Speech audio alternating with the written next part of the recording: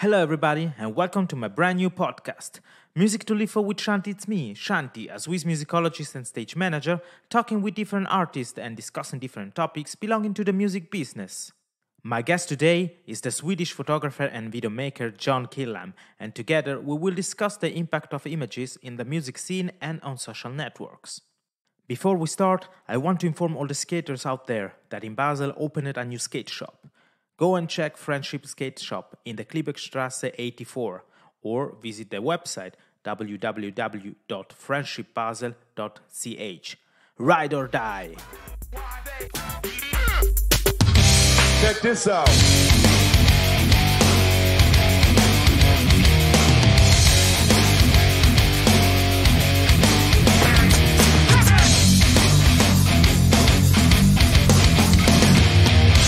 Music to live for with Shanti.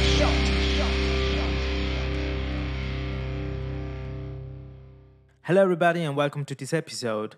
How is important the visual presence of an artist or a band on social media and YouTube? We will discuss this with John Gyllhamn, photographer and videomaker from Sweden. Hi, John, how are you doing? Hello, I'm good. How are you doing?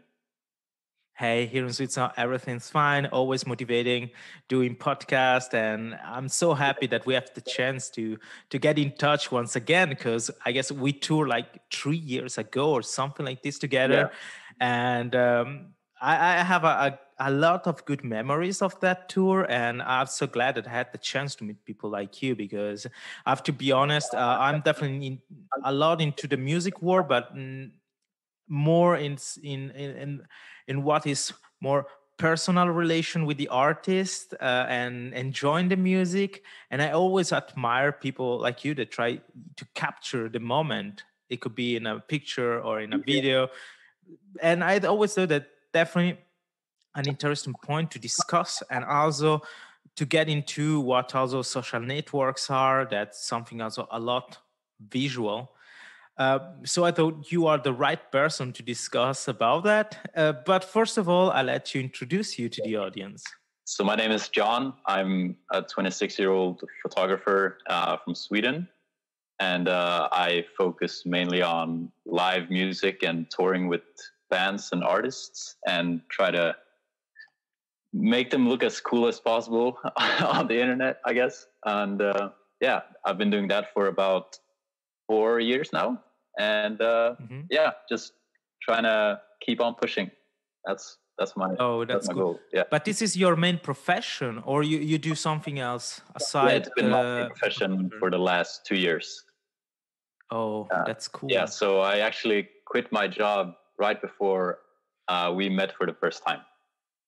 That's when I quit and try to focus on it full time, because I realized if you want to tour a lot, it's really difficult having a job that allows you to be away for long periods of time and also being flexible about it. So I just figured I'm going to give it a shot, and just been winging it since.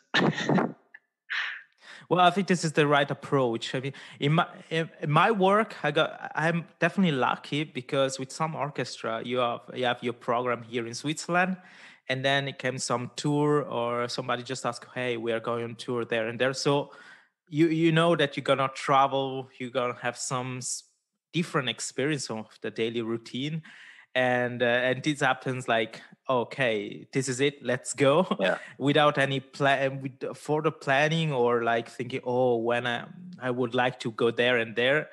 And so I think that those are the decisions in your career and your profession, definitely important, because I guess even more nowadays, even with this COVID situation, when we discovered that our job is also we could achieve all what we would do. You recognize how lucky you are when you choose a profession that allow you to do really what you really love, and in this case also to see the world and meet new person. And I always consider myself definitely lucky, because when I ended my university, I didn't really know what my future could be, and in the end, 6 years later, I definitely so happy of all the choices I made. Yeah, I agree. You use an you use an expression like make looking good. What bands? Can you describe a little bit better? What do you mean, or what does it mean for you, looking good? I mean, like with social media being such a big part of like today's industry in music and everything, I think it's a good way to really like separate yourself from other artists with what you're creating visually. Like it could be photos, it could be videos, or whatever you choose to focus on. So I think it has a big impact on how you want to kind of portray your band to the world. Maybe some bands, they prefer more live shots or like epic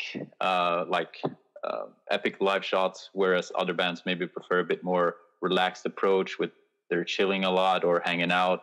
And I think social media has a big part in how you want to kind of look on the internet.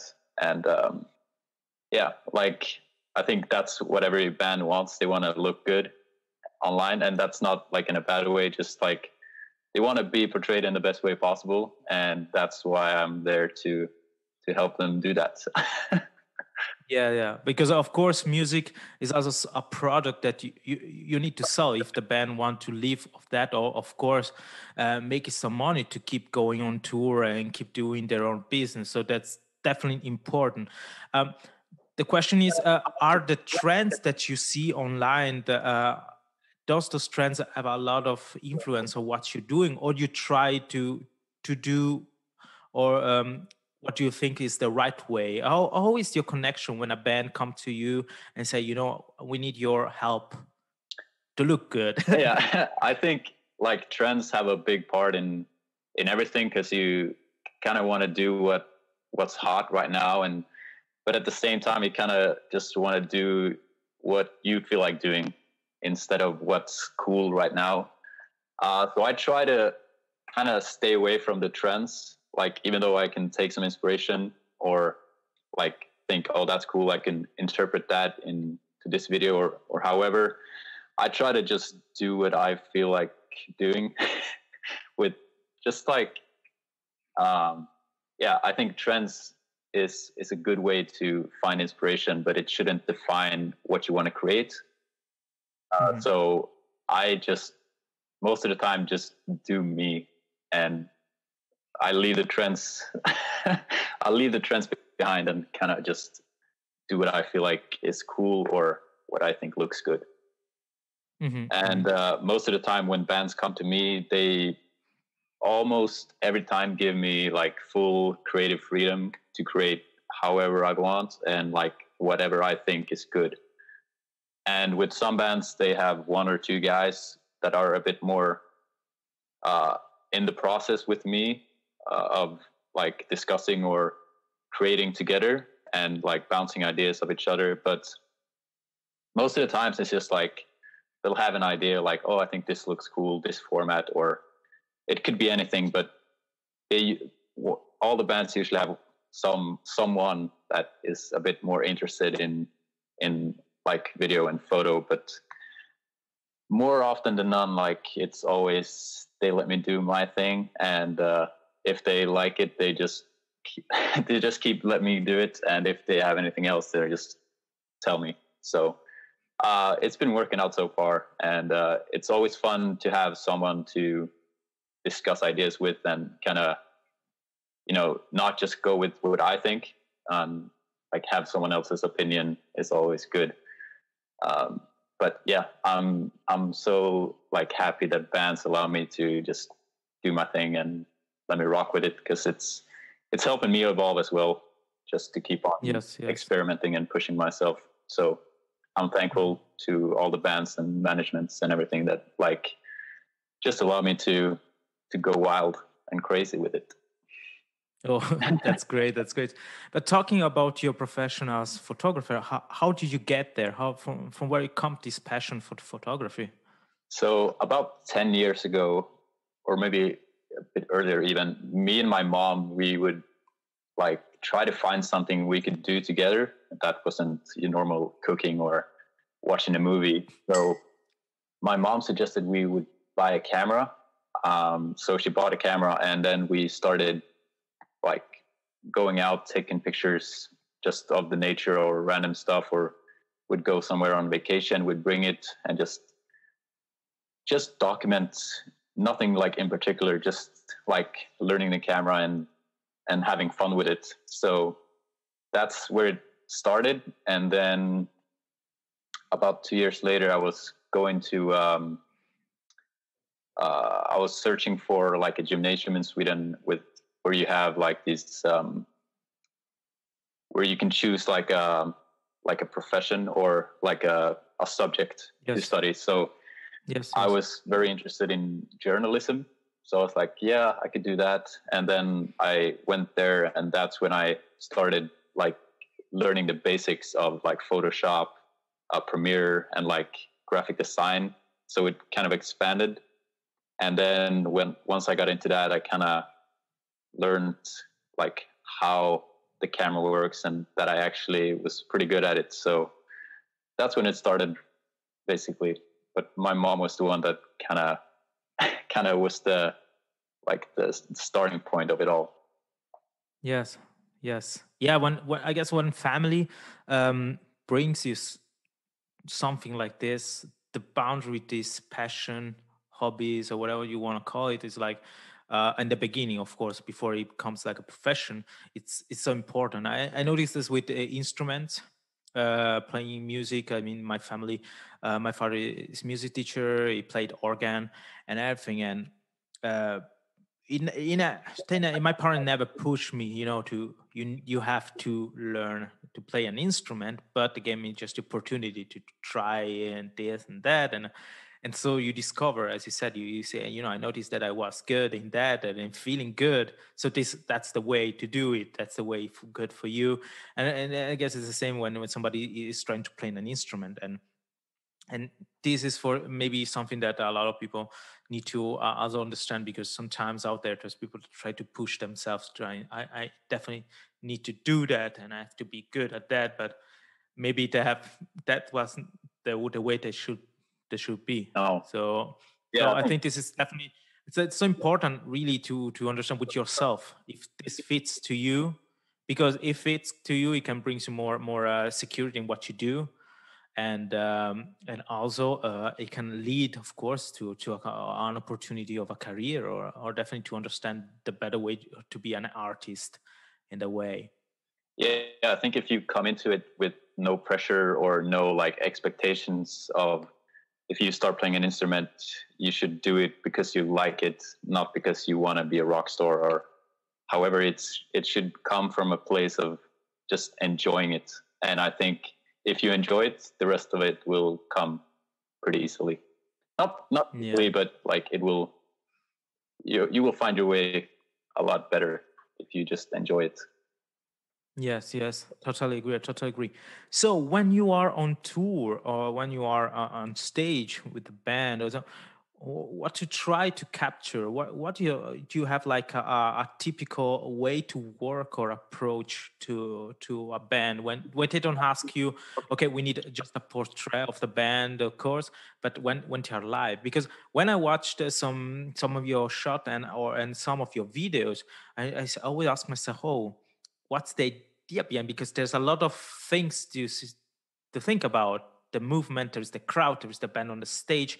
You got like 4-6 members of the band on stage doing what. And of course, when you are in tour with them, you have the chance to know them better. You can observe, okay, the bass player liked to do that, the singer used to do that. So can you in your mind you connect and plan what you're gonna shot? Sometimes I try to plan ahead, but it's like always in the moment. It like I find it better to just improvise in the moment. Like once the show starts, I just kind of roll with it. And as you're saying, like, these moments that are happening on the stage every night, so you kind of plan around them, or like think, how do I want to capture this moment? And that's a good thing about being on tour, because you have so many shows. You can you can capture it in different ways. You can kind of plan around that because you have 20 shows or more, and you can really get to know the band and their performance really well. And that way you know how you want to document it as well. Because if you come in and shoot a band one night, it's kind of hard to know what they're doing or what they're planning. But when you're on tour and you know the band and you know their show, it gets a lot easier to kind of to know what you want. And I always try to think, like, if I weren't at the show, what would I want to see on social media the next day or whatever? Mm-hmm. How can I capture the atmosphere and the energy of this show to really portray it in the best way possible, like it was that night? And of course, you want to make everyone look as cool as possible. So just like experiment with different angles, different lenses, and like I try to switch it up every night because since the set list is the same, you don't really want to have the same routine every night because then it will be just the same. So I try to switch it up every night and not be stuck in the same patterns, because that's when you start to, I think, see it in the videos and the photos. If you're doing the same thing every night, it's going to get repetitive quickly. So I think in this line of work, you need to be very flexible and adapt to every show, because even if the show is practically the same every night, you don't want the photos to be. So it's a lot of improvisation from my part, because I just kind of wing it, and it usually works out for me. Yes, and you can recall there is maybe in your career on live music, there is maybe one shot that would you say, oh, this was definitely a good shot for you, or those kind of shot that maybe you didn't expect, but in the end, when you were looking and working on your picture, say, oh no, that's definitely something that I consider definitely a good shot and memory. Yeah, there is one shot in particular which holds a lot of memories, and it's really a shot that I feel is my favorite of all time from myself. And it's a shot of Rio from Crystal Lake on Resurrection Fest, where it's Rio in the middle and then it's just a massive crowd in the background. And I remember like shooting that show was so stressful because it was so many people, the crowd was massive, I was running around like crazy, and I got that shot like at the last, like the final parts of their set. And then I walked back to our like trailer or dressing room, and I like flipped through the photos and I saw it, and I was like, I didn't like realize it in the moment that I took it, but when I looked back at it, I was like, damn, this is a good shot. Like, and I remember like our tour manager came in and was like, this is why you're here, to document like moments like this. And for me, it holds a very special place because it's a very special photo for me, but it's also a very special moment in the history of Crystal Lake, because they are a band from Japan. It was their second time in Europe playing this festival, and it was a moment in time for all of us it's so special. And I really feel like looking at that photo, it reflects so many things for us, and I'm happy that I'm so happy that I got that shot, because it's very special to me. Yeah, this is something that I always love from picture in general, because they capture that moment. Yeah, whatever is something private like your family, or something like more we are used to watch on a storybook some picture of tragic moment or some important moment and say, okay, this is what it was. You see how people were dressed, or the cruelty or the reality or what happened, whatever is a good or a bad thing. But the picture is that this is a frame of the time is there. So I can imagine that even in that situation, as you said, the band that come from definitely another region of the world coming into Europe. So there is this idea we are in a new place, and we are evolving our style, our opportunity to do music, and then you got the moment capture, and it's like like a time machine, Yeah, of course, yeah, because absolutely. I remember my mother giving me some picture belonging to the family from I would say from the grandpa or something like this, or black and white pictures, and it was so interesting, this approach where you can touch it, you can see it, and you can only imagine what was the feeling of being there. And I also had the same experiences at the university, where we had to work on some material collected by a private collector and friend of the musical institution. And so in this box we have the memories of a conductor, a Russian conductor. And so me and my colleagues, we had the chance to work on original material, and from that we just need to like write some kind of biography and a time lapse where he was, why he came to Europe and everything. I mean, from Russia to France in that specific case. And I had the chance to work on original picture and also original letter, so handwritten, the paper old and everything. And the feeling that working on that project was so special because of that. And so I can imagine, of course, nowadays this picture's gonna land on the internet, gonna land on social network and everything. But I can imagine the day maybe in 15 years when somebody gonna watch once again, you will have, of course, even for you, one day somebody's gonna ask you, hey, can you show me a picture? You go back, maybe taking out some old stuff, and if you say, oh, I remember that shot, and of course I was there. But when you watch this picture and you can feel something. I think this is incredible. And I think what I like of your work is that I I can feel that moment. I saw a couple of pictures you took when we were on tour with Ghost Iris, Awake the Dreamer, and Fight the Fight. And of course, I got my memory of being there, but watching the picture, I got also this other sensation that come again of, oh yeah, that was the feeling that seems to be there once again.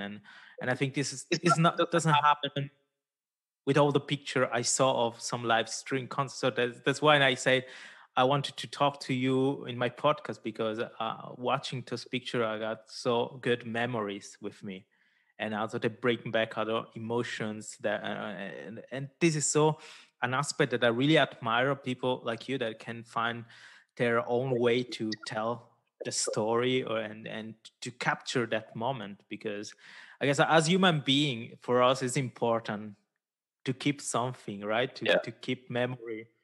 And picture is one of those, or maybe one of the, I think personally, I think one of the most wonderful method to reach that goal of keep memories. Like, so this is definitely interesting. And uh, my second question in that direction would be like, so this is what you do while taking picture, but what's the process for you while taking a video? Like you have the goal to realize a music video, for example. I was already watching the video you did for Bari Tomorrow, that also is a live set video. So can you tell us more a little bit about your approach?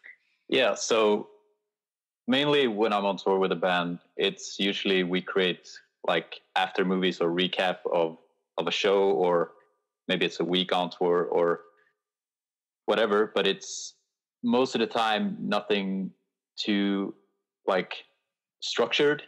It's just like a bunch of cool clips edited together in a cool way. And my approach usually is just I try to grab like a bit of everything from every night. Like it could be a cool guitar spin, or like the audience jumping or moshing, and I just try to collect as many cool snippets as possible, so the video will be as good as possible.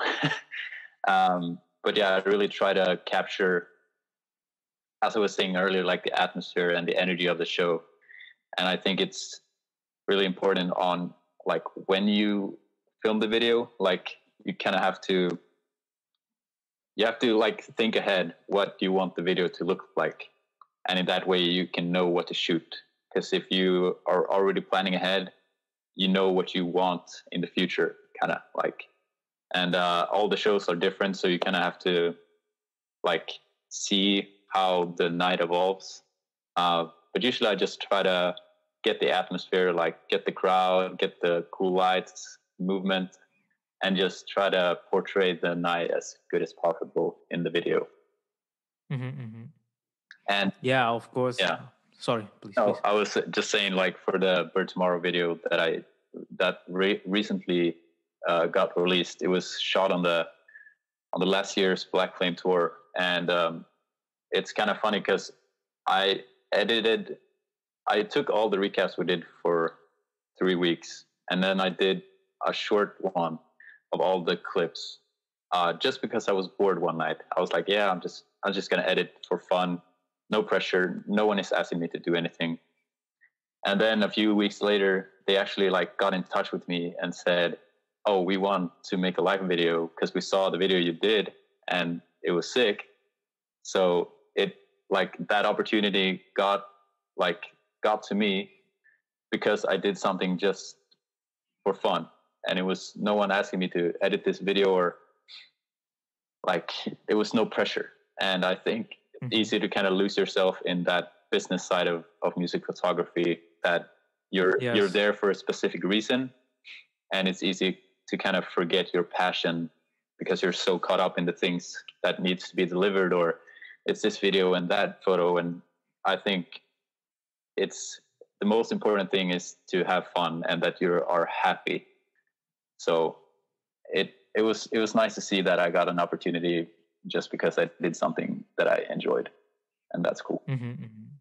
Yes, but we have to also to say that your profession as photographers got a huge impact of the perception and reception of the band to the audience. Because I was talking critically with a friend of mine, and we were discussing the fact that nowadays, I would take the example of Instagram, because I guess at the moment it's the main social media that people are using. The fact that, of course, we're talking about music, but it's more what you see. And sometimes we had the feeling that this, we'll say, trend, or this way to show also this world, it sometimes limit this contact with the artist itself. Of course, you make it looking good. Your goal is to give the audience this side feelings of, okay, it's like you have been there. But at the same time, it seems like for the audience that it's so normal just to go to the show, see the people on stage, and then see the band on the screen of the computer. I don't want to talk long because I discussed about that in a preview episode. But the fact that I had this experience, like going to a live show, and it was like, I guess, the Spice Icon show, and I had the chance to talk with one of the singer of the band, and we were talking at the band merch. We also met before with Over the Brave tour, and I noticed that like there was a lot of audience for being Switzerland, and like we were just two people just reaching the merch table to talk to somebody of the band. So what I want to try to say is like it seems like this social media phenomenon is like in some ways positive, because for people like you, enhance the creativity, but at the same time for the audience sometimes it's like there is like a wall, like this is what I see, this is what I'm gonna see live, but then you try not to interact. Maybe this is why it's a way I get into the music scene, and my specific case in the punk rock and hardcore scene. But the fact that you were at the show and you had the people play on stage like there, and you had the chance just to talk and interact. So this is something, I think this is always an interesting topic, because I notice also this in classical music, like there's always these distances in between the public and the artist. And I always think that when you have the chance to talk to those person that are makes you smile, makes you happy, the music they make makes you remind of good moments in your life and everything. Everything makes a little bit more sense, or give you a little bit more idea of what is this dimension of making arts. And I think that your work is good in the way that you want to bring this emotion, of course, back. But yeah, I personally still a little bit concerned in some ways, but also critic on what social media are of course doing nowadays. I don't know. Did you because you also been on tour, so you're the first person who's got this contact with the artist and with the audience too. So you feel like, let's say, if we can imagine a concert hall, there is the stage with the band, there is the barrier with where you got the security guards, and then you got the audience, and you are like in that middle way, in all senses, and then. Did you also have the feelings maybe also of this situation, working a lot and posting a lot your works on the internet? Yeah, I feel like the positives about Instagram and social media nowadays is the audience and the fans of the band can become a lot closer to they can get to know the band a lot better, because like back in the day when social media didn't exist, you only saw the band on stage, and it was this almost like dream of a band existing. But now you can become a lot more personal on Instagram and social media, which I think is good for the fans, where you can kind of interact with the singer of this band or the drummer of this band. And it's creating a lot of opportunity to follow a lot more than just a show, because you can see the backstage photos, you can see them eating a burger, or like it could be anything. But it can also be a bit, I want to say toxic, but it can also be a big pressure point, because there's a lot to live up to, and social media is, like it's like a highlight reel of your life, and it can create like this false impression that someone is super happy, or it's just you can't take it too seriously with Instagram, because it's everyone wants to show their best side and their best stuff on the internet. And I think in that aspect it can be a bit dangerous, because you can't really tell like if someone is truly happy, or they can look like they have the sickest life, but in reality they're not at all happy. So I think you need to take Instagram with a grain of salt. And I also feel that for myself, that there's a lot of not necessarily pressure, but you have to, there's this like stigma that you need to have a sick Instagram profile, you need to post your best work, and you kind of forget why you have an Instagram in the first place, and that's to post stuff that you create or like, or it's your page and not anyone else's. So I think it's most important to focus on what you want to post, and don't think too much of what others think of your photos or of you. It should be there for you, for your journal. It's like a journal with pictures and text. So I think, just doing stuff that makes you happy is more important than pleasing your audience in a way. Yes, this is definitely an important message. I mean, I'm the first person that sometimes I've been asking to myself, hey, I'm doing it right, or I want to show that or not that. When, as you said, in the end, it's something that you should do for you without this kind of pressure that I guess everybody have already listened to a story about how oppression can be difficult to bear for a lot of people. And of course, it's like you are on the phone or on the net, on the computer, but at the same time, it's like you are exposing yourself like this.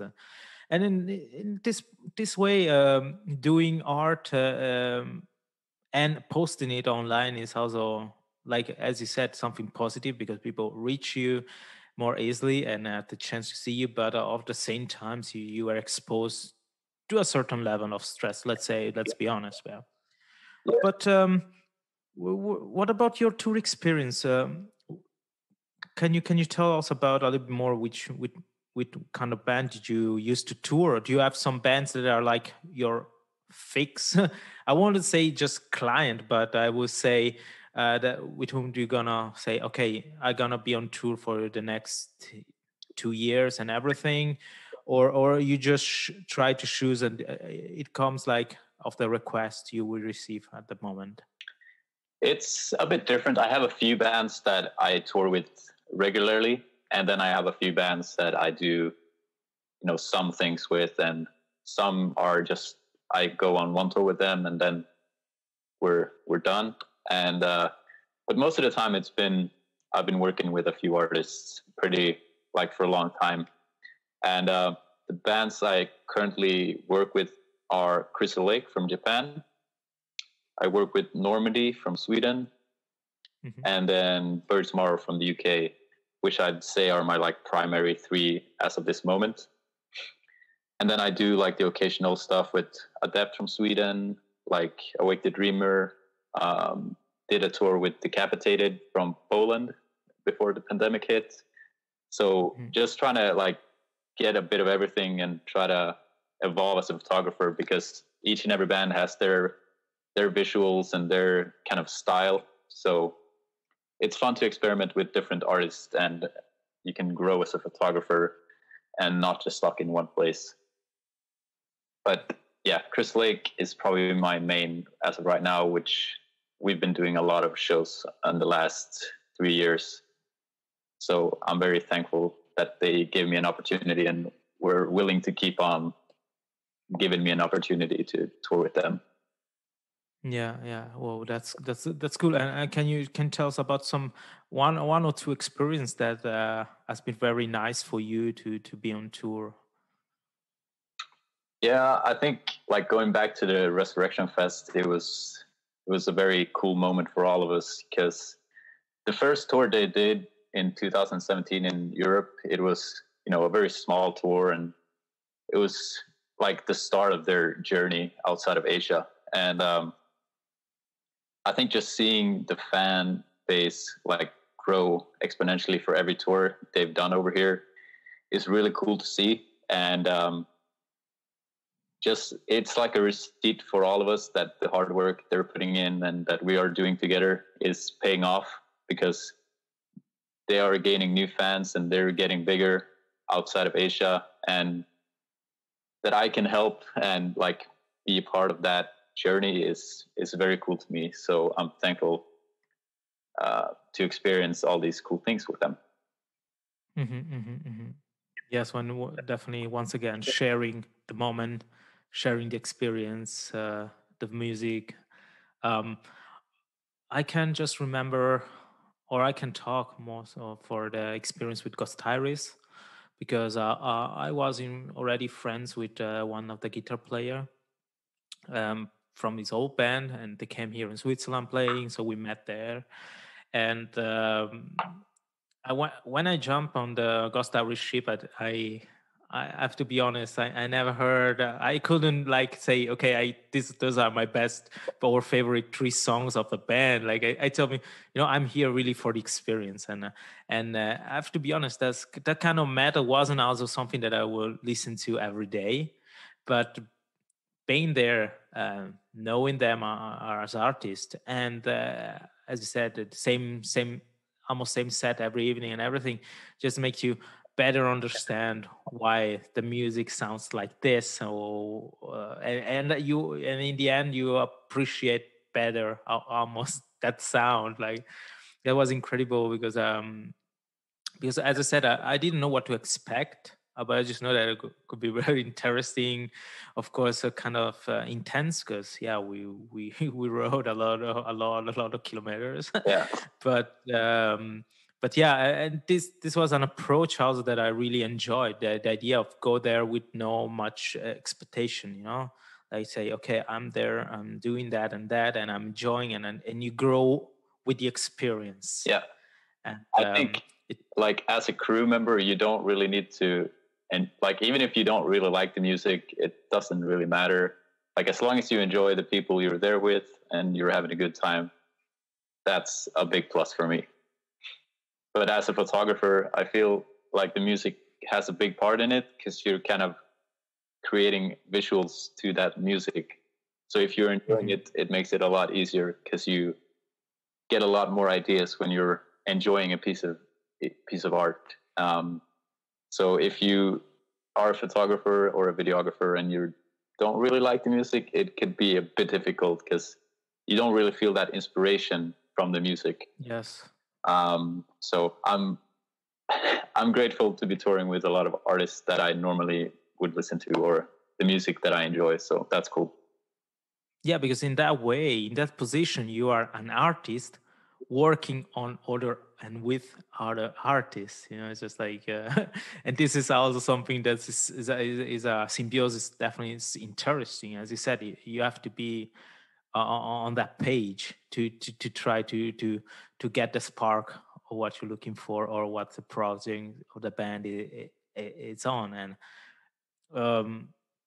I noticed that sometimes working in classical music is you got the same energy that when the orchestra go on stage, you know, you got all these that feelings the same when the band goes on stage. You know, like when you got to, I had the chance to work with the definitely big orchestras and playing this repertoire that everybody knows. It could be like Beethoven, so music that it's really loud. It's motifs that everybody knows and are so well played with the dynamics and everything, and you feel that energy, and that's incredible because then if I imagine myself being on the side of the stage while the band I'm in tour with is playing, I got the same feeling while on the side of the stage behind the curtain while the orchestra's playing. And a fun fact is that sometimes even with my team we are also listen to a lot of different music, but a couple of them are also from the metal scene, I will say.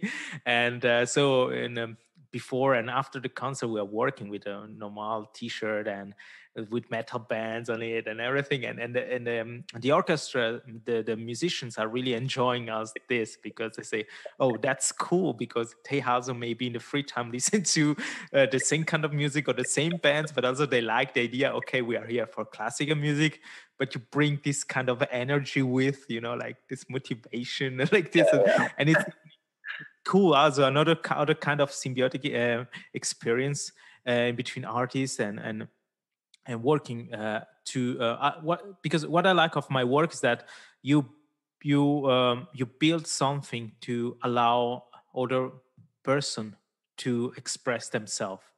So I'm definitely happy when the orchestra can go on stage and play the program with no problem, and everybody are happy. And this is the same for the band. To me, it's so important that we can travel safe and we can arrive at the location. I try to use my skills, for example, speaking different languages to say, you know, the guys need this and that, so the band can just be easy going and getting ready for the rehearsal, sound check, and then taking a nap, and then be ready for the show time. And yeah, this is something that, if I think what I feel definitely lucky, you know, because this is, you got these feelings also being there. And I can only imagine, I tell you that just because I can only imagine how this feeling, this sensation can just give just more flavor and kick to your job. As we said, artists working with and on other artists. That's so good to think, because I think a lot of people out there have no idea of this world. What is behind all this, like this is something that motivates me every day, even now with the COVID situation, staying home and everything, but having the chance to talk to you or reach other friends. And of course, hey, do you remember about that time and everything? But yeah, that's why, because we just want to go back there and allow musician to play, let them be on stage, allow the audience to have a good moment. And this is something that I really hope we could start to achieve once again in 2021. Definitely finger crossed for that. One question about music videos. I don't know, there is something maybe at the moment that you have seen on YouTube that would you advise to the audience to take a look, because you thought it was definitely a nice and interesting music videos and everything, without criticize or without just of course a little bit of advertising from some band is always healthy. We are also for this, but yeah, with your eyes as a photographer and video maker, there's something online that at the moment you think it's good. Oh yes, guys, you definitely need to take a look at that video. I think a video that I really enjoy is an older one. I don't know which year it's from, but it's a band called Icy Stars from USA, and they've got a video for their song Calm Snow, which I think to this day holds up and is so cool. And every time I look at it, I'm so impressed because it's like a movie almost. You feel like you're in Lord of the Rings, or like it's just so cool, and it fits the song so perfectly. And I think even to this day, it's one of my favorite videos that I've seen. And with how fast technology is changing, I think it's really impressive because it's maybe like 4 or 5 years old, and it's still a lot better than some of these videos that are releasing today. So it's hats off to the team that pulled that off and for creating a stunning visual. Yes, I definitely like when this happen, because I can bring 2 example. I love the video of the American band Poison to Well for the song Bocla, because it's just this live set. This guy is playing like in an old fabric location, and I don't know, the video maker just captures this energy of that song, because it's not a long song, but it's got a lot of a couple of moments where the music really kick hard and everything, and the way the video maker is just circling around the band, introducing some focus on the guitar player or on the singer, but then close up on the band and then back on the single musician. It always inspired me a lot. I always in that specific video, I love the way is the drummer is playing and is filmed, because it keeps so real. But in this idea of a music video like a movie, there is this video of Killswitch Engage for the song Always. And it's interesting because in that song, it's all clean. The vocal is all clean because it took Killswitch Engage metalcore band, so a lot of scream and everything. But in that specific song, you can understand the lyrics with no problem. And you have this story of 2 brothers taking a trip. Yeah, honestly, it's a like a time. You got 2 different stories going on. One is the brother doing something like now, and then you got a mix of image of what happened before in between the 2 brothers, and it's a sad story because one of the 2 brothers is sick, and in the end you understood that he has died from this sickness, and those I imagine with the text. They just fit so good, and there is a moment when there is, even in the song, there's like at the bridge, or it's not a breakdown, but it's more a bridge, and there is the guy just letting fall into in a pool, and that moment is so real. It fits so right with the music, the sound, even the color in the post production, the color of the whole, the choose for the lighting, the saturation, everything is so interesting that it keeps you when the song ends and the video ends. You just I remember the first time I saw it, I said, wait, I need to watch it once again from the beginning without skipping anything because it's so intense.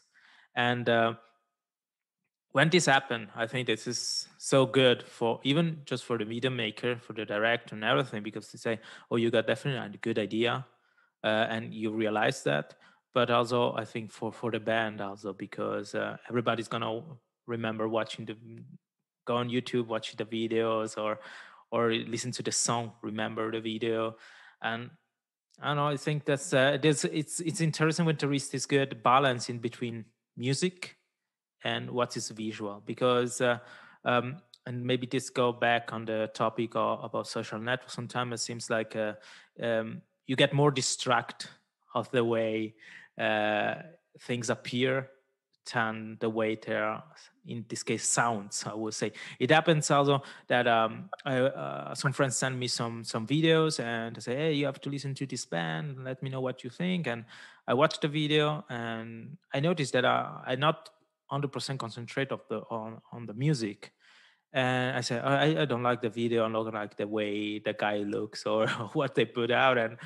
And then maybe the day after, I'm just traveling by train and I listen to the same song in my headphones and I say, oh, whoa, wait, I definitely love the song. So this is something that still I guess be the mission of somebody like you, like try to find the right balance and the right energy through the images. It's definitely like an art itself to kind of like create visuals that fits the music and in a way that it doesn't take away anything from the music or anything from the video. It's just in perfect sync. And I think a video that is really, really done well in that sense is Normandy. They put out a new song last week, I think, and it's called Babylon. And it's a really cool video.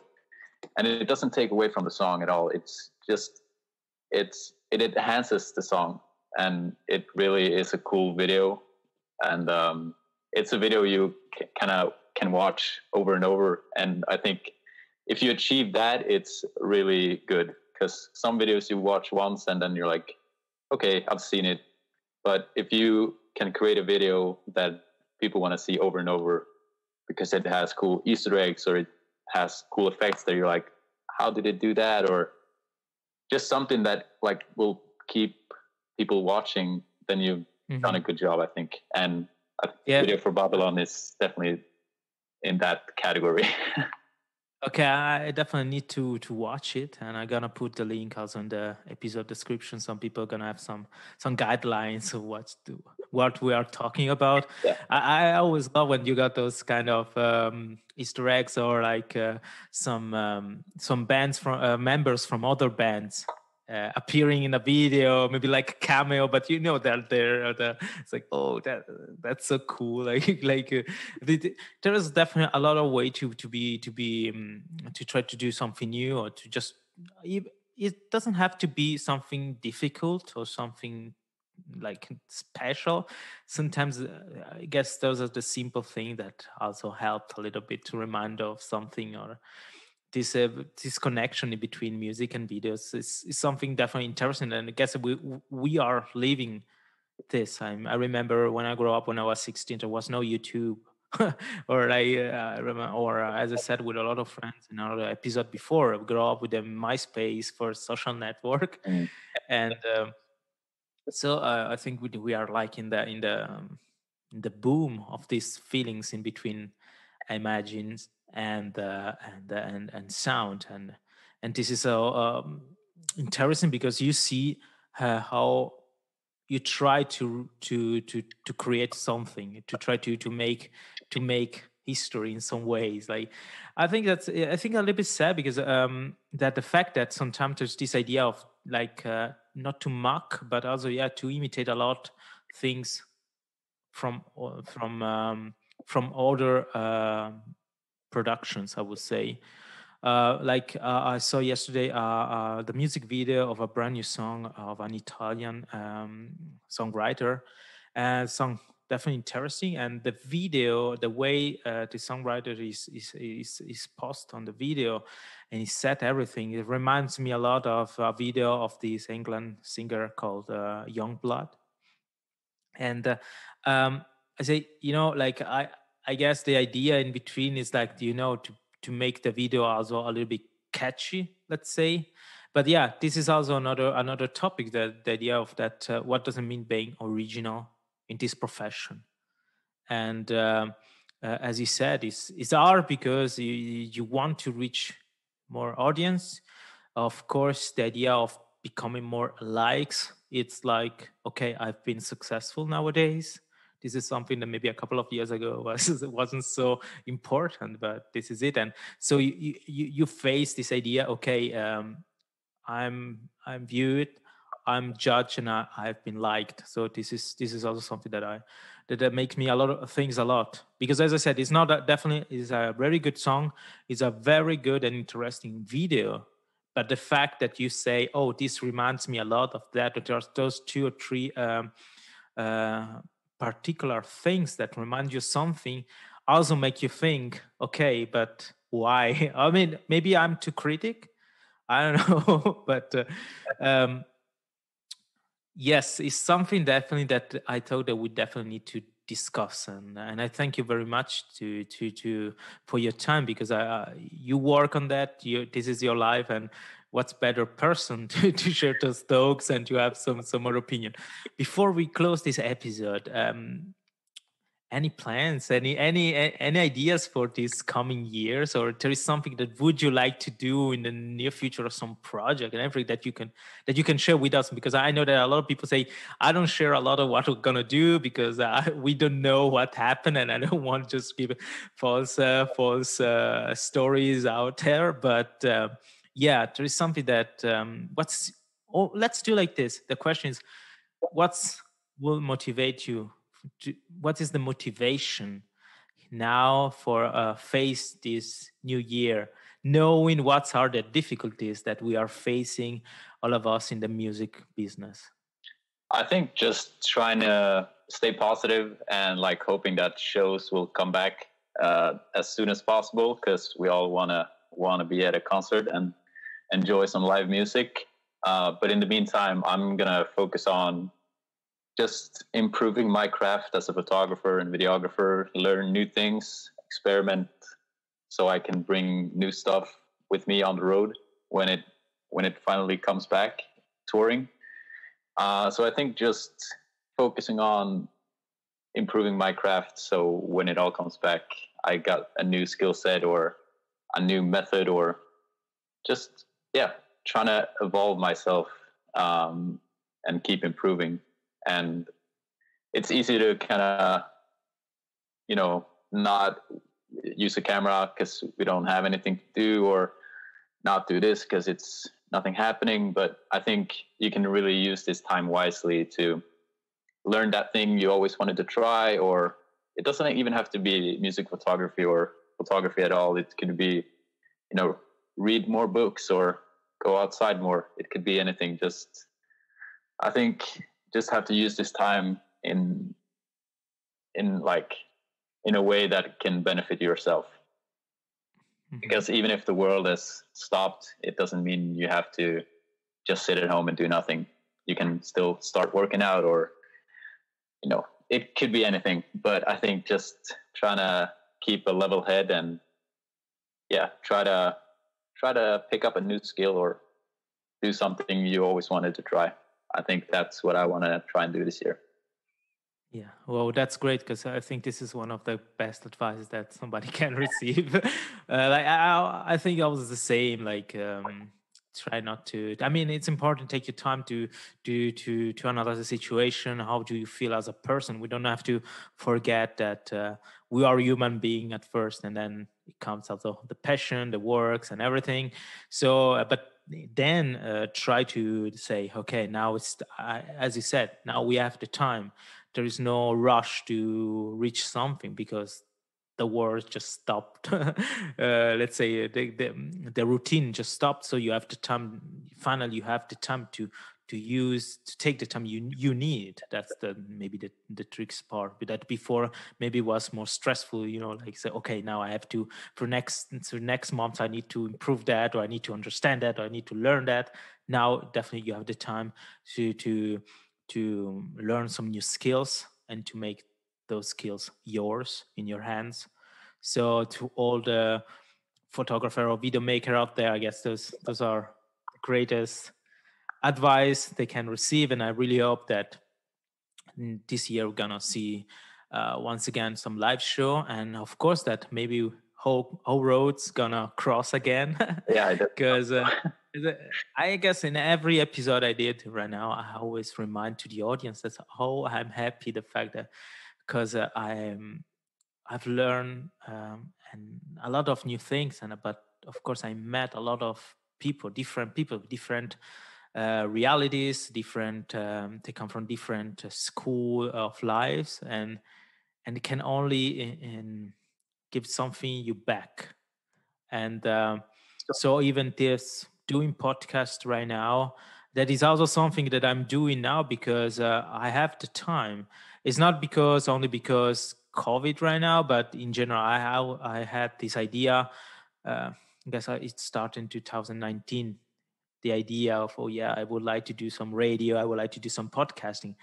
And now it happens that I can invest the right time so I can improve every episode, even learning something more, improve something more. And this is the key of to seize the day and use it this time. So, John, I thank you very much to be part of this project of the podcast. I guess the audience gonna have a chance to check your website, your social media presence. In the description of the episode, they're gonna find everything they need. Would you say one last word to close the episode? Just thank you for inviting me to your podcast, and thank you for a lovely conversation. And hopefully we can do it again sometime in the future. When you're like 1,000 episodes in, we can do like a throwback episode and just have a nice time again. Oh, that's great. That would be really, really nice. So thank you very much, and I wish you all the best. Likewise. Bye. Check this out.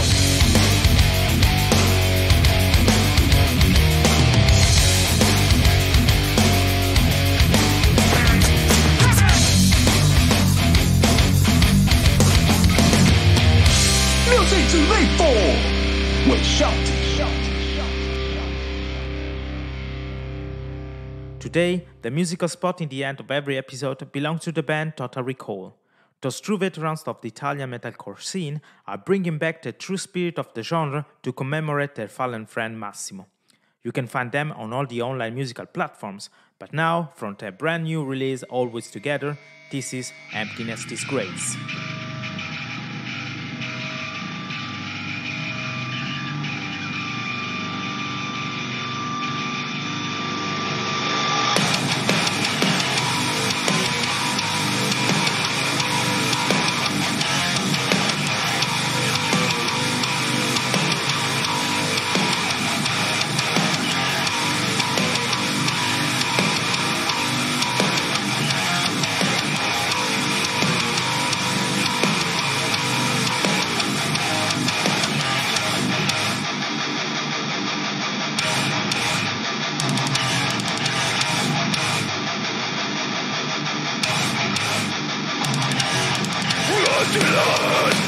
This is what I feel inside myself.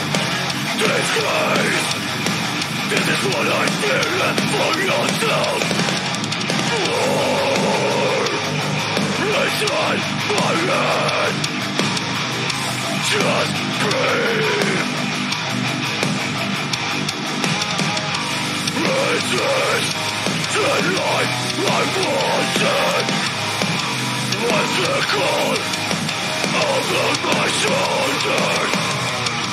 The winter is long and cold.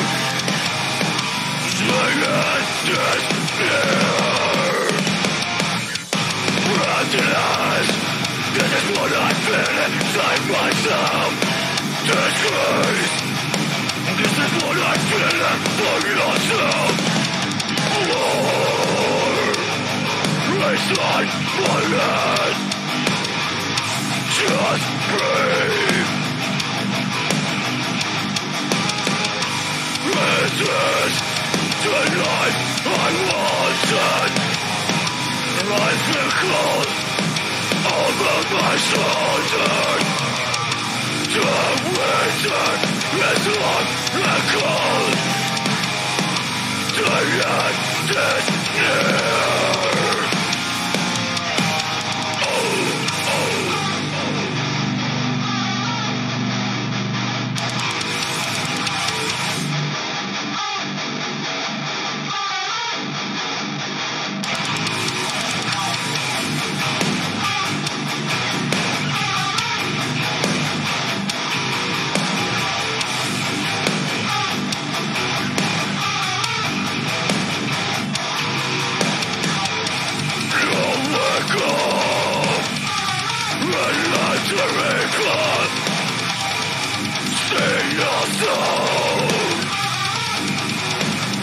The river has gone.